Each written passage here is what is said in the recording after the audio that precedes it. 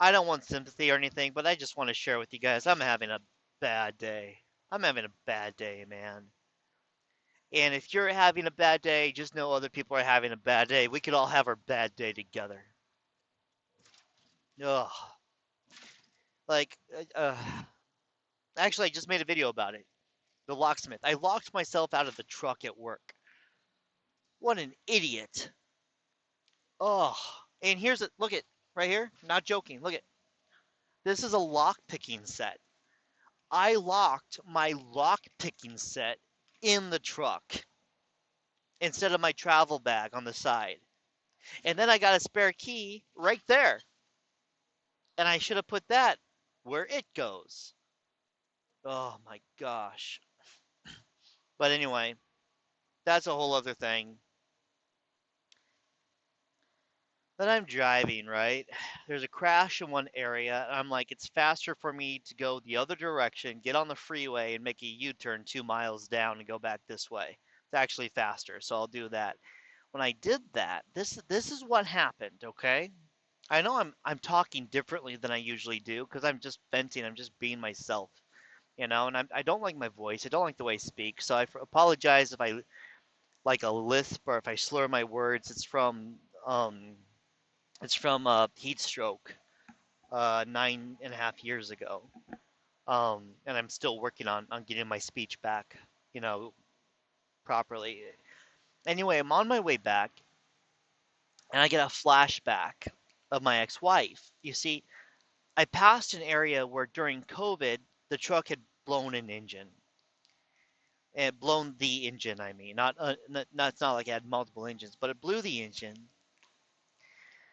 and that was due to some guy who changed the pump. Oh, anyway, no, that's a pump, the filter, and he put starter fluid through there instead of priming it, and he destroyed the engine.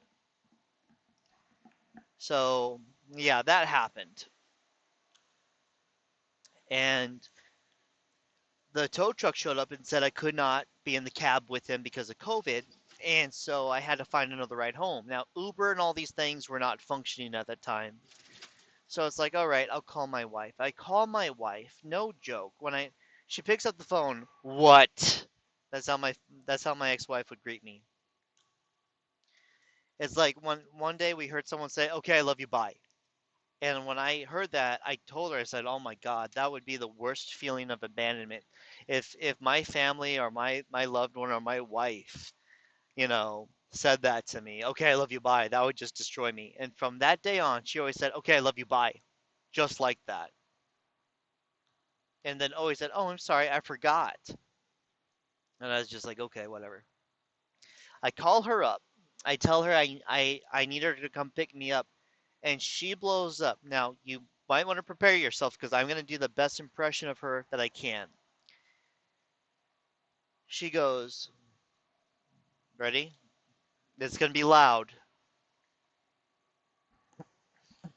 I don't see why you think you're entitled to my time. That's what it sounded like.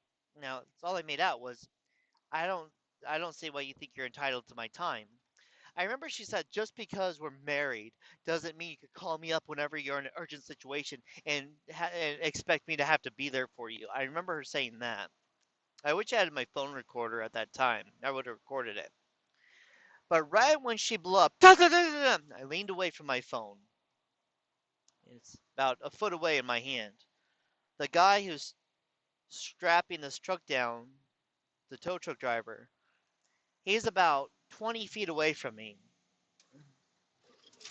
on the freeway. And his eyes, he just freezes what he's doing and looks to his left over at me. And,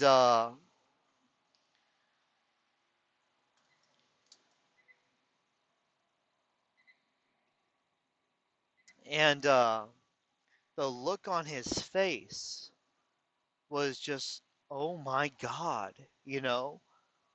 He just saw this and it was just like, oh my God. It's like, what a nasty person. And he looked at me he looked at me the same way I have looked at other people who are victims of that abuse. And now I know this is weird because in California, if you're in California like I am, you don't really see women who are victims of abusive relationships so much, especially of narcissistic stuff, unless you're in like Bakersfield or an area like that, further north from LA. It's usually men that are victims of violence and everything, and spousal um, abuse and all that. But out here in the Midwest, it's the other way around. It's women who are commonly victims of that. And the thing is out here you don't have men that are empathic so much that become victims of that are targeted of that narcissistic abuse. Like you have a lot of empathic men around LA and San Francisco areas, in New York, I've noticed they're very sweet too. Um, but anyways, um, when he gave me that look, it was familiar to me, and I look back at it now. And now that